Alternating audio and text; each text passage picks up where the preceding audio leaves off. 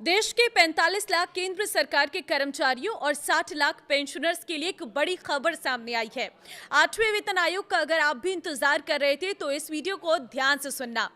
8वें वेतन आयोग के तहत रिपोर्ट तैयार करने का काम तेजी से चल रहा है। आयोग ने अब जमीनी स्तर पर काम शुरू कर दिया है, जो अलग अलग राज्यों का दौरा कर कर्मचारी यूनियनों और एसोसिएशन से मुलाकात कर रहा है, ताकि 8वें वेतन आयोग के तहत उनकी मांगों और प्रस्तावों पर अच्छे से चर्चा कर सके। नमस्कार, मैं हूं आपके साथ ममता तिवारी और आप देख रहे हैं न्यूज 18 का डिजिटल प्लेटफॉर्म। मीडिया रिपोर्ट्स के मुताबिक 8वें वेतन आयोग ने अपनी पहली आमने सामने की बैठक उत्तराखंड के कर्मचारी संगठनों के साथ शुक्रवार को पूरी की है और इसके बाद आयोग 28 से लेकर 30 अप्रैल के बीच दिल्ली में बड़ी बैठक करेगा। साथ ही मई महीने में आयोग की टीम पुणे और महाराष्ट्र के अन्य ऑर्गेनाइजेशन के साथ मिलकर उनका फीडबैक लेगी। देखिए, फिटमेंट फैक्टर को लेकर क्या है मांग, पहले वो समझिए, क्योंकि पूरी सैलरी का सबसे अहम हिस्सा फिटमेंट फैक्टर होता है। इसे आप एक गुणा करने वाला नंबर समझ सकते हैं, जिससे पुराने बेसिक पे को गुणा करके नई सैलरी निकाली जाती है।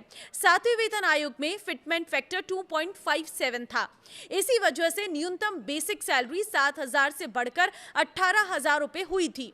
अब 8वें वेतन आयोग के लिए कर्मचारी यूनियन 3.83 फिटमेंट फैक्टर की मांग कर रहे हैं। इसका मतलब क्या होगा? अगर सरकार 3.83 फिटमेंट फैक्टर मान लेती है तो अभी की 18,000 रुपए वाली बेसिक सैलरी सीधे बढ़कर करीब 69,000 रुपए हो सकती है, यानी सैलरी में करीब 3 गुना का इजाफा। यूनियनों की बात सीधी सी है। उनका कहना है कि 2016 के बाद से महंगाई बहुत बढ़ गई है।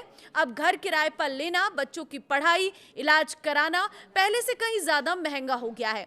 महंगाई भत्ता यानी कि डीए 50% से ऊपर चला गया है, यानी खर्च बढ़ने की बात साफ दिखती है। ऐसे में पुरानी सैलरी से रोजमर्रा की जरूरतें पूरी करना मुश्किल हो रहा है। इसलिए कर्मचारी चाहते हैं कि उनकी सैलरी आज के जमाने और आज के खर्चों को देखते हुए बढ़ाई जाए, ना कि पुरानी नियमों के हिसाब से। 5 यूनिट की फैमिली एक बदलाव 5 यूनिट फैमिली को लेकर है, क्योंकि अभी तक 3 यूनिट की फैमिली मानकर भत्ता तय किया जाता है, लेकिन अब यूनियन की मांग 5 यूनिट की फैमिली मानकर किया जा रहा है। इसके साथ ही महंगाई भत्ता का कैलकुलेशन 12 महीने के एवरेज को आधार बनाने का प्रस्ताव दिया गया। इसके अलावा कुछ स्केल पे को आपस में मिलाने का भी प्रस्ताव है। बेसिक सैलरी को लेकर क्या मांगे हैं?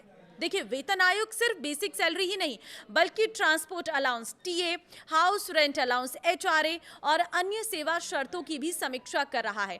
कर्मचारी आयोग का कहना है कि इन भत्तों में भी सुधार की आवश्यकता है। इसके साथ ही बेसिक पे को भी बढ़ाने का प्रस्ताव रखा गया है।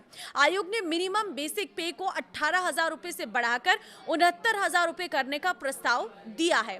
तो कैसी होगी आपकी नई सैलरी? सबसे पहले आपकी पुरानी बेसिक सैलरी के लिए फिटमेंट फैक्टर फिक्स किया जाएगा, फिर इसे बेसिक सैलरी से गुणा किया जाएगा, जिसके बाद आपकी नई बेसिक सैलरी बनेगी। फिर नई बेसिक सैलरी में महंगाई भत्ता, house rent allowance, travel allowance जोड़े जाएंगे।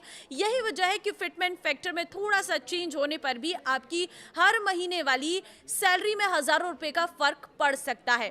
तो कब लागू होगा 8वां वेतन आयोग? सबसे बड़ा सवाल सबके मन में यही है। तो देखिए, जनवरी 2025 में सरकार ने आयोग का गठन किया था, जिसे 18 महीने में अपनी रिपोर्ट पेश करनी थी। अभी 30 अप्रैल तक फीडबैक के लिए विंडो खुला है। इसके बाद रिपोर्ट सरकार को सौंपी जाएगी, फिर फिटमेंट फैक्टर पर फैसला लिया जाएगा। तो मतलब अभी थोड़ा समय और लगेगा कि जब ये फिक्स हो जाएगा कि 8वां वेतन आयोग कब से लागू होगा। बस बैठकों का दौर लगातार जारी है और जो बहुत तेजी के साथ आगे बढ़ रहा है। ये आपको मैं जानकारी दे दूं कि जुलाई तक आप मान के चलिए कि 8वां वेतन आयोग लागू हो जाएगा और आपकी सैलरी बढ़ जाएगी।